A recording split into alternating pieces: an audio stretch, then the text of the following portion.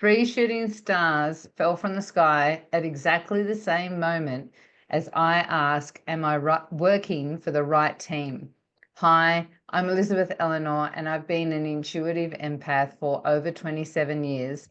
And I was challenged by someone to do 365 days of jumping here on YouTube and sharing my magical story.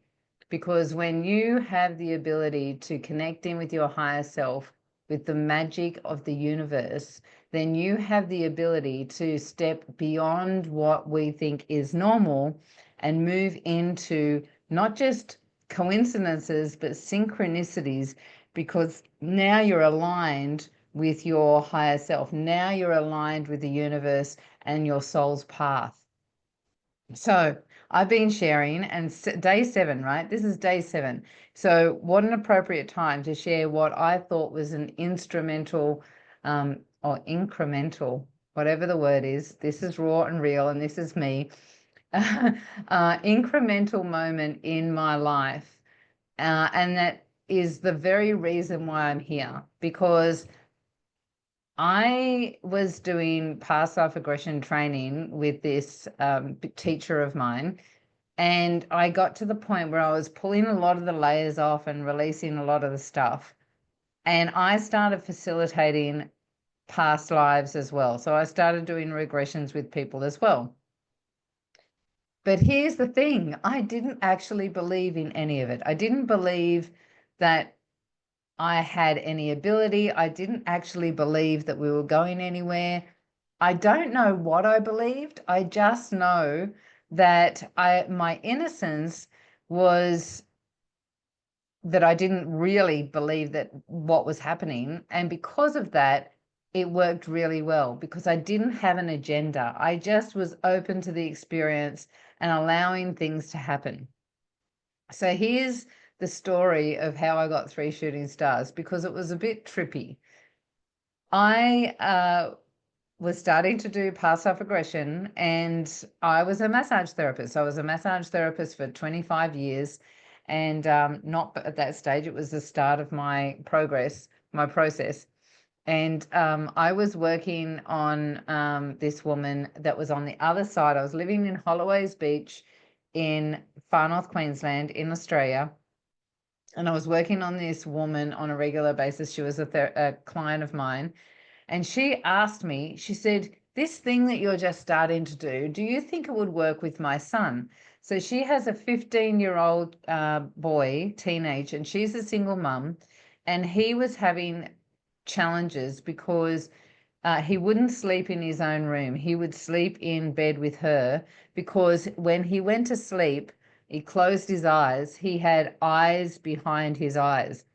So he had these weird experiences where things weren't going the way he wanted to, and it was, a bit scary for him to go to sleep. And I went, yeah, sure, let's try it out, right? Thinking nothing of it. So I go over to her house, and she, I take the guy, the young kid, through this process. And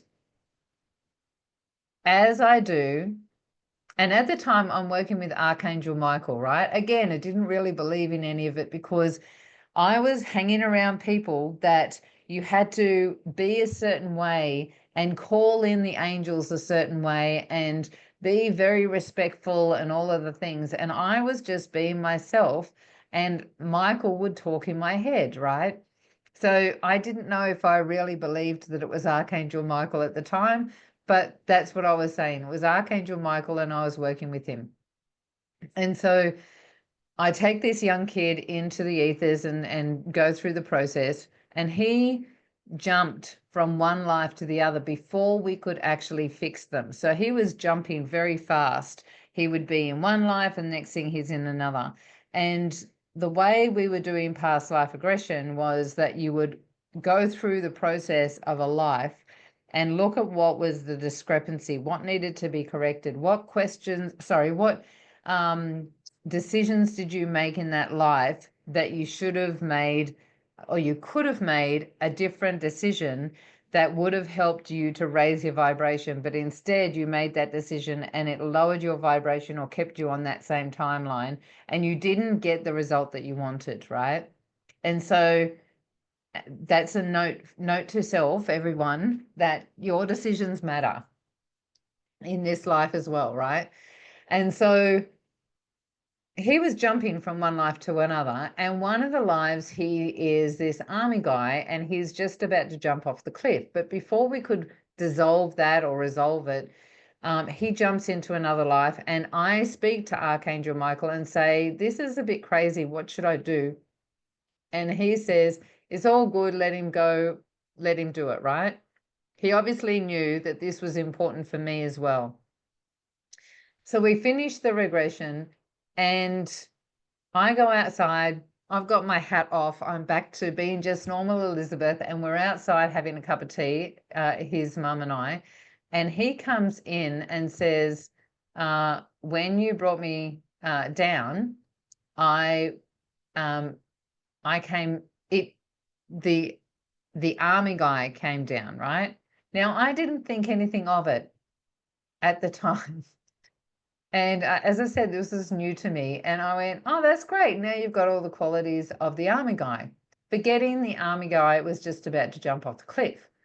So I go home. My kids are little. I put them in the bath. They're enjoying their bath.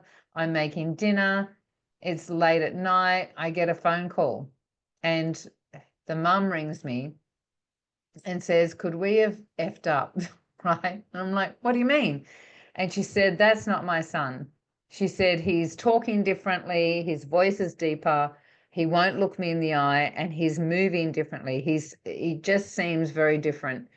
And straight away, I realized what had happened. And I'm like, oh my gosh, the army guy, right? And I said, oh, look, I can, and I was going to say, I can come over. And she said, I don't know what you're going to do, because now he thinks that you are a witch, and he's not going to let you work on him again. And so I don't know what you're going to do. And I said, look, I've got the kids in the bath, I'm making dinner. Give me a minute and I'll ring you back, right? So I take the food off, I make sure the kids aren't drowning, I race into my bedroom, I call on Archangel Michael and I said, holy crap, help me here. And he says, it's all good, just go over in your light body. Now, it was something that I was relatively new to, but I didn't question it. So I just jumped over in my light body, and here is this army guy. So I take him to the light. Archangel Michael says, take him to the light. And sure enough, here are all these there must have been 4 or 5 other beings there. One of them was a pretty nasty little girl. And I worked with them, and I thought, oh, these are those eyes behind his eyes. And I work on them and I send them to the light. Well, I made sure the kids, get out of the bath, pajamas on, we have dinner. I can't remember the period of time that I took before I rang her back. But when I rang her back, she says to me, oh, thank you so much. And I'm like, huh?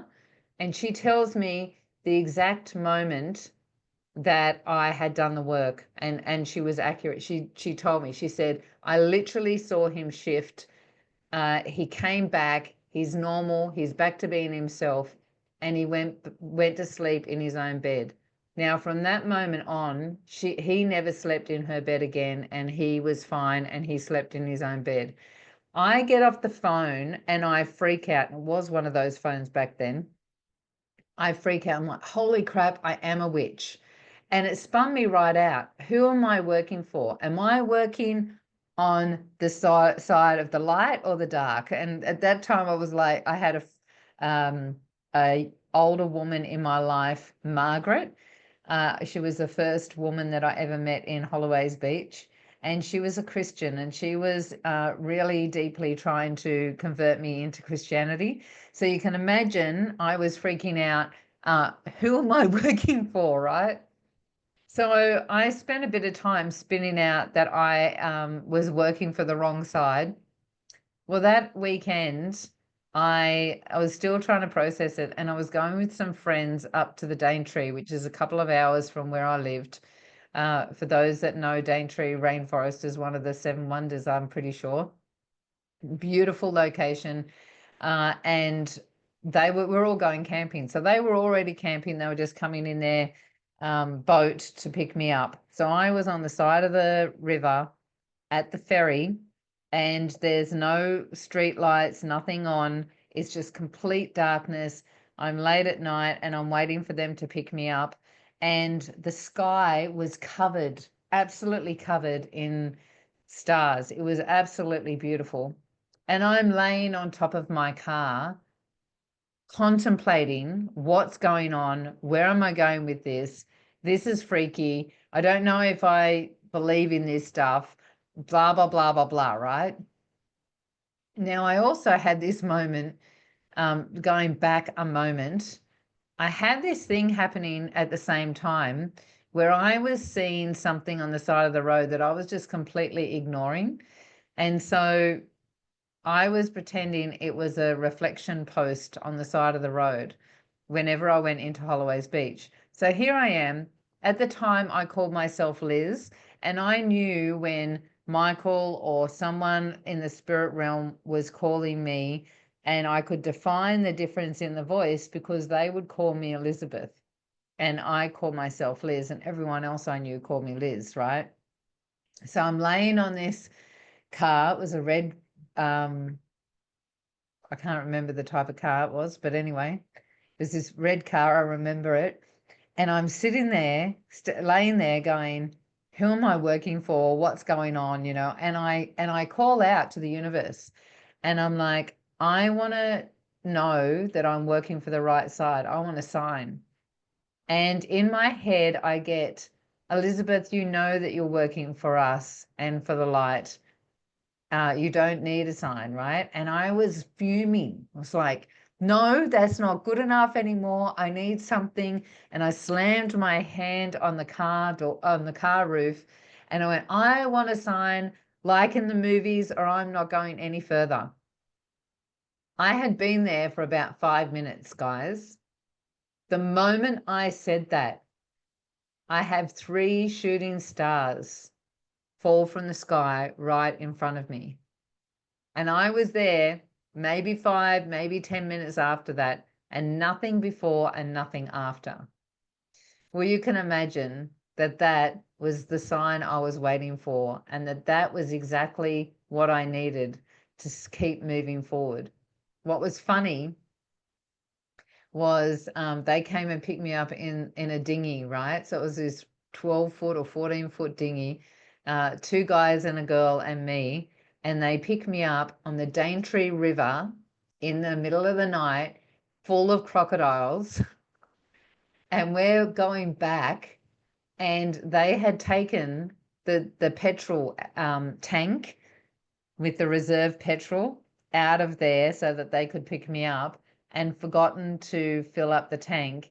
And so halfway, we run out of petrol, and you can see the eyes of these crocodiles. The woman that was there was freaking out. We had about that much, because there was so many of us in the boat.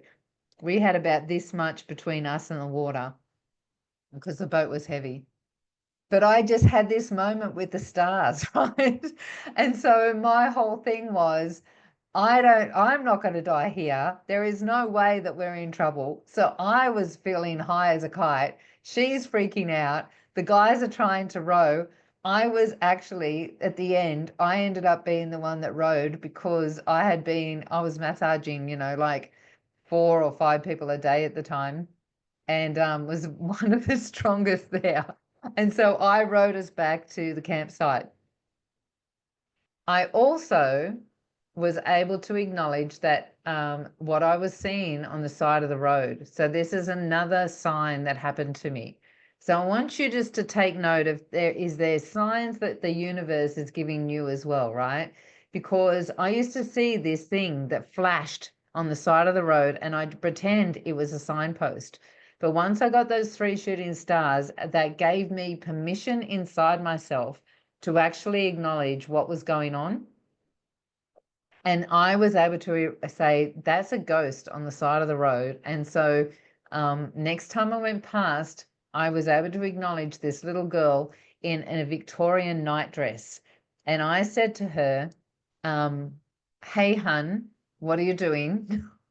And she said she's waiting for her dad. So when you're starting out with the spiritual things, and this is important for you to know, sometimes you need a vision or something to start, like the one step for you to see the next step and the next step and the next step, right? So it's like asking the question so that you can start the ball rolling. And so she told me she's waiting for her dad. And as soon as she told me that, I have this vision of the Kuranda Railway, which was a really well-known railway.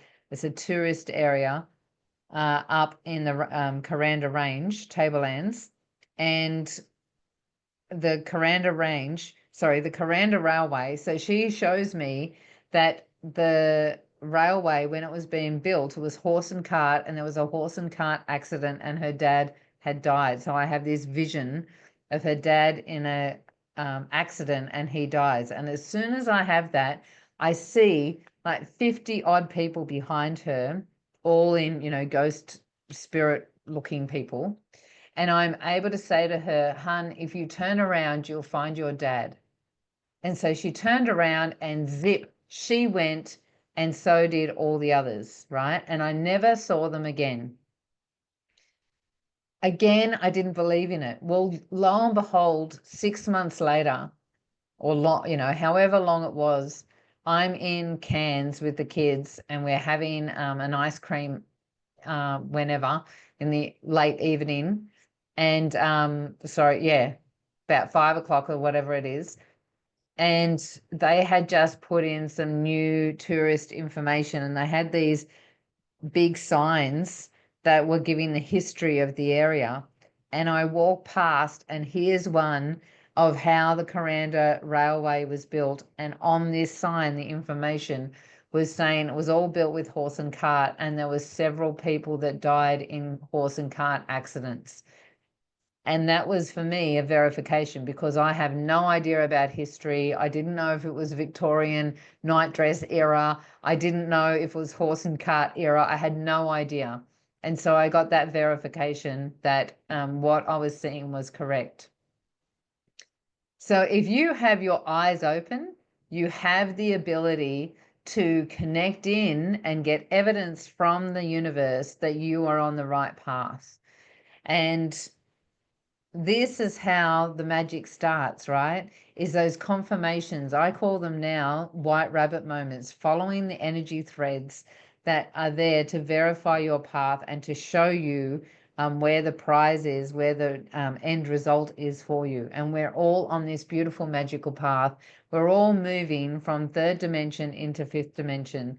And so this is an opportunity. If you're watching this and you've watched all this way, then there's a reason for it. Your path and my path have been led together so that we can, I can support you, and you are getting the information that you need, because I might be just one other source that your higher self is putting on your path, so that you are seeing that this magic is actually in your life as well. You just need to have ears to hear and eyes to see. So if you're journeying with me, I thank you so much. I have had a couple of people reach out and say that they've been watching my YouTubes, and I thank you dearly. And if you have any questions or want to know anything, I've already had someone reach out and ask a question that I'm going to answer tomorrow. It's a little bit, it's more information that I know now than way back then, so I'm still going to answer it now. And if you're interested, please subscribe and hit the bell for more notifications. I'm getting used to saying that. And also, you'll see in the comments or in the description that my website's there, and all the other things that you can go and click on. If you want to follow me on different platforms, I would love you to support, and so that I can support you on your journey of spiritual awakening. Now, take care.